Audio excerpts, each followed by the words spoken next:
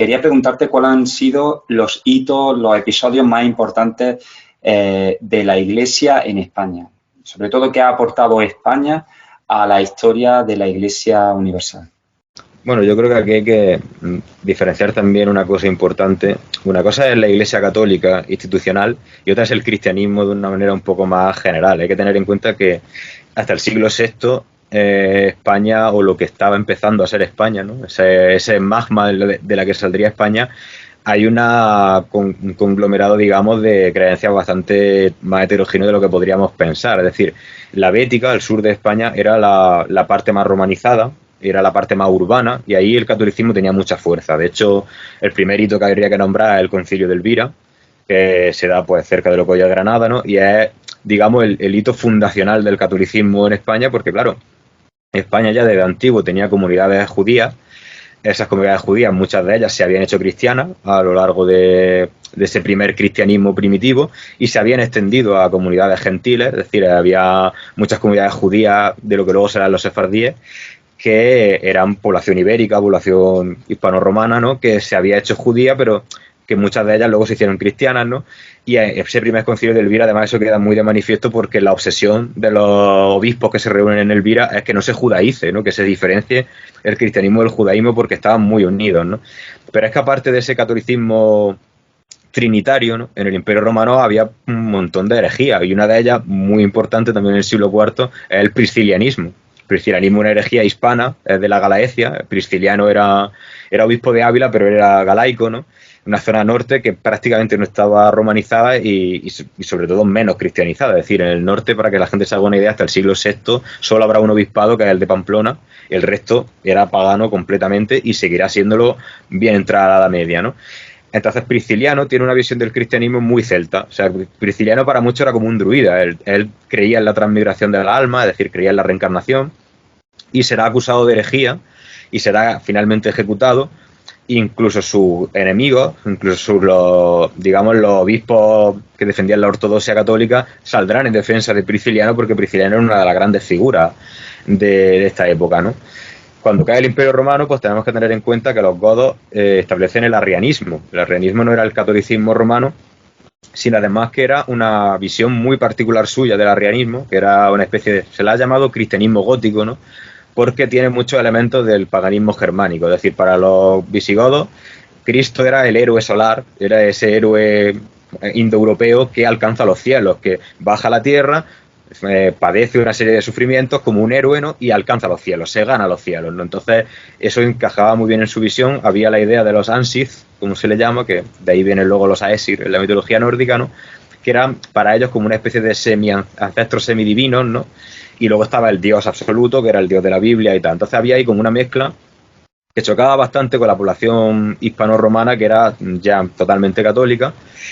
Y en este momento de estas luchas religiosas, Leovigildo consigue la unificación territorial, pero sigue habiendo una fractura muy grande religiosa entre el catolicismo romano asociado a la población hispana y el arrianismo asociado a los visigodos y a los suevos, ¿no? Aunque los suevos realmente no eran arrianos como tal, pero en el norte, pues bueno, tendrán una concepción bastante parecida, ¿no? Y hay dos concilios fundamentales, que son el segundo concilio de Braga. Braga está en Portugal, pero bueno, en esta época Portugal y España son lo mismo, ¿no? Que es cuando los suevos se hacen católicos, en el año 572, y en el año 589 el tercer concilio de Toledo. El tercer concilio de Toledo será una cosa que marca fundamentalmente la historia de España, porque hay que tener en cuenta que la religión en esta época no es una cosa privada, de que cada uno crea en lo que quiera, es una cuestión cívica. Es decir, ser cristiano es ser ciudadano. Estar fuera de la cristiandad es estar fuera de lo que hoy llamaríamos la comunidad internacional, ¿no? Y en este sentido, pues Recaredo estaba asediado, tenía a los bizantinos invadiendo parte del sur de España, que eran católicos y por lo tanto mucha población podía apoyarlo. Tenía a los francos, que también eran católicos, aliados con el papado. Los francos además habían derrotado en esa alianza con el papado y con los bizantinos a los ostrogodos en Italia, que eran el gran aliado de los visigodos, con lo cual en esa tesitura internacional había que convertirse al catolicismo para no ser un paria, digamos, dentro del mundo en el que estaba. Y eso fue lo que pasó en el tercer concilio de Toledo. Entonces, a partir de ahí empieza la verdadera cristianización del norte de España, que hasta ese momento era muy testimonial. pero aún así España seguirá teniendo una iglesia autocéfala todavía.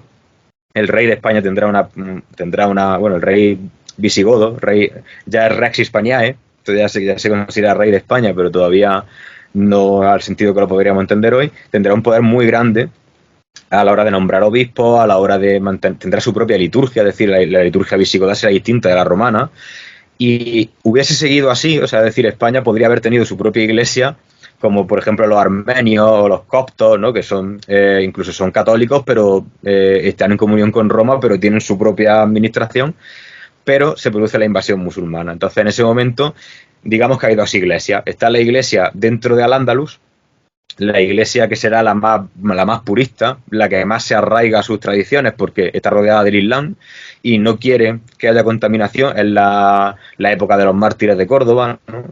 Cuando se aferran a hablar en latín. De hecho, se mantiene la lengua latina que hablan los mozárabes como muy intentando combatir, digamos, al árabe como lengua culta. Y se mantiene la liturgia visigoda, se mantienen todos los ritos tradicionales. Y por otro lado, en el norte de España, se descubren en el siglo IX, a principios del siglo IX, unos huesos cerca de Ira Flavia, ¿no? Que son conocidos, son atribuidos al apóstol Santiago, que es el patrón de las Españas, el evangelizador de España. Muchos dicen que podía ser el propio Prisciliano el que estaba enterrado ahí, pero sea quien sea el que está enterrado, se convierte aquello en un motor ideológico tremendo, no solo para España, sino para toda Europa, porque el Camino de Santiago, que ya existía de antes, un camino celta y demás, hasta el fin del mundo, hasta Finisterra, que era el camino de los muertos, se revitaliza muchísimo. Eso pondrá al Reino de Asturias en conexión directa pues con Francia, con Europa Central, digamos, será una penetración cultural y que digamos será visto además como una señal, digamos, en toda Europa, es decir, la ciudad santa de un apóstol aquí en tierra asediada por el Islam, hasta tal punto que Santiago de Compostela junto con Roma y Jerusalén son las tres ciudades sagradas del catolicismo, ¿no? Pues claro, eso le da una fuerza tremenda a los reyes de Asturias y luego posteriormente de Castilla o de León, dependiendo del momento, ¿no? Que marcará pues todo lo que va a ser la Reconquista. Y aquí, en este momento es cuando entra la Orden de Cluny o cuando entra posteriormente la Orden Cisterciense, que cambiará un poco la liturgia que había en aquel momento. O sea, si España había tenido su propia liturgia visigoda, ahora pues adoptará el rito romano, se romanizará de nuevo porque tiene que acercarse a Europa, ¿no? Y eso luego, pues al avance de la Reconquista habrá incluso choques, ¿no? Cuando entran en Toledo los cristianos, ahí los mozárabes de Toledo, que son cristianos, pues tienen cierto choque con los cristianos del norte porque tienen el rito romano y dicen, es que nosotros somos más antiguos, nosotros ya éramos cristianos antes de que entrarais. Ahí incluso hay una justa para decidir cuál es el rito adecuado. Al final se llega a una solución de compromiso de, venga, vamos a adoptar el rito romano, pero X días al año mantenemos el visigodo, ¿no? Eso se mantendrá, ¿no? Y así digamos que la Iglesia de España acaba teniendo su propia personalidad. Esto es muy típico en el mundo cristiano, sobre todo en el mundo católico, ¿no? Digamos que el catolicismo es una religión universal, pero luego en la práctica el catolicismo irlandés con San Patricio es un catolicismo monástico, casi druídico, celta, ¿no? El catolicismo, pues lo que sé, cuando luego se llega a América, uno va a México, ve las procesiones en México, pues un remanente prehispánico allí tremendo. En España, pues mantiene un poco el propio carácter español, la mística española, por ejemplo, que es una cosa muy nuestra. Eso, pues bueno, viene mucho antes del cristianismo, es una cosa que de alguna manera España incorpora, ¿no? España acaba haciendo su propio cristianismo, es decir, hay un momento en el que es verdad que el cristianismo sirve como pegamento ideológico del país, pero será España la que más dé a la Iglesia que al revés, ¿no? España es la que extiende el Evangelio por América y España es la que luego será la defensora de la ortodoxia en el siglo XVI con Carlos V, en fin, esa idea que tiene España de monarquía universal es más bien no necesariamente sirviendo al papado, sino muchas veces incluso contra el propio papa que se alía con los, incluso a veces con los protestantes, ¿no?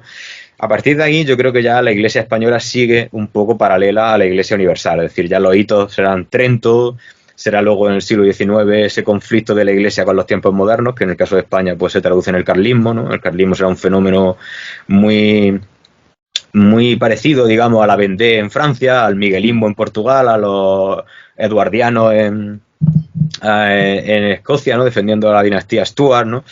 Hay una serie de movimientos que demuestran ese choque de la Iglesia con el mundo moderno y finalmente, pues con el Concilio Vaticano II, digamos que la historia de España volverá a ir paralela, ¿no? Porque acelera, digamos, el Concilio Vaticano II será lo que acelerará en el caso de España el desmantelamiento del franquismo e incluso digamos que podría haber una transición en la Iglesia paralela a la transición política que hubo en España, más o menos en las mismas fechas. Entonces, en ese sentido, yo creo que la Iglesia española irá paralela a la Iglesia católica, pero a la vez, en estos momentos que hemos dicho, tendrá su propio sello particular.